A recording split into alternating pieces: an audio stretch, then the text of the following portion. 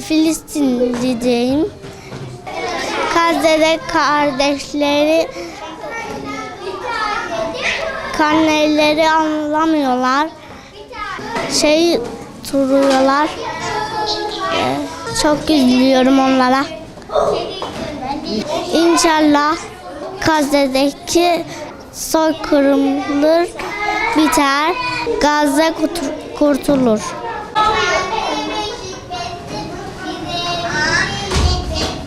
Öğrencimiz Adam Al-Asadi. Bu sene birlikteyiz.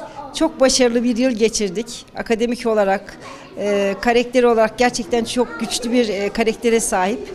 Durumun da çok farkında. Bir defasında biz böyle bir Filistin'le ilgili bir dizi izlerken gözleri çok doldu. O mücahit çocukların ruhunu burada taşıyor. Onlara güzel örnek oluyor inşallah. Biz çok memnun kaldık. Kendisini çok sevdik. Her yönden çok olumlu bir çocuk. Matematik zekası gayet iyi. Türkçesi çok düzgün.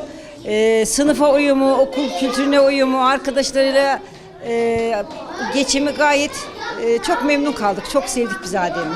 Gazze'deki çocukların cesaretlerini, mücahit ruhlarını ekranlarda görüyorduk. Ama biz bunu sınıfımızdaki Adam Al-Asadi ile canlı canlı yaşama şansımız oldu. Biz bunu kendisinde gördük. İnşallah temennimiz o ki bu vesileyle Gazze'deki soykırım sona erer. Adem'in bizim ülkemizde yaşamış olduğu şansı çocuklar da kendi ülkelerinde okullarına giderek derslerine, eğitimlerine devam ederek yakalama şansları olur. Duamız o yönde. Ben Labiba Munawwer. Ben Filistinli, Gazze'li asıl memleket. Ben 11 sene otur burada Malatya. Ben çok memnun Türkiye, hepsi Türkiye memnun oldum. Çocuklar okuyor Fatih İlkokul. Birinci Adem birinci sınıf. Çok iyi. Luay 20 Mayıs lise. Çok memnun, çok takdir aldım. Halit takdir aldım birinci sınıfta. Takdir aldım İmam Hatip Türkiye İmam Hatip. Ben çok başarı, yani hepsi başarı. Ben çok memnun oldum.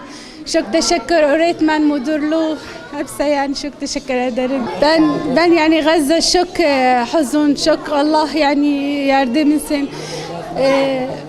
Çocuklar okul yok, yemek yok, hepsi yok yani. Allah yardım etsin inşallah hepsi Gazze'li. Rahat, intisar ya Rab.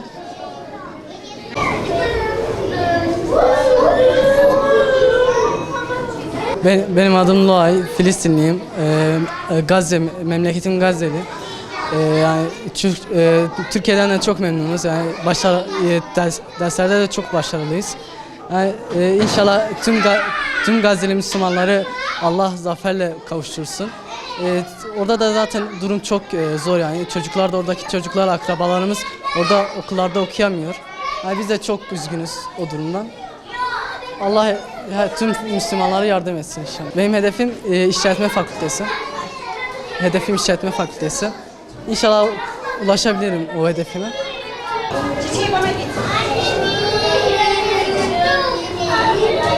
Adım Halit, soyadım Al-Asadi.